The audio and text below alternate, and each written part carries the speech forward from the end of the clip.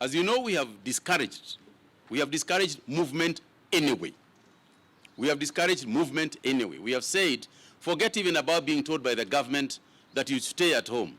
You should stay at home for your own safety.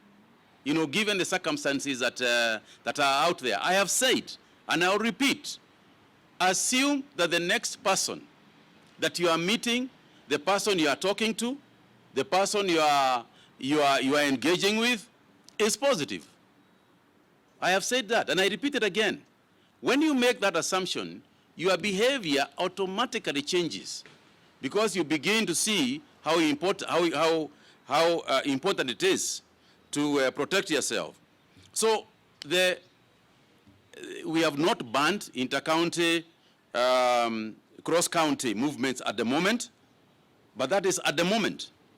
You know, the situation, as the situation evolves, then the measures that we take will also evolve. But right now, we haven't done it.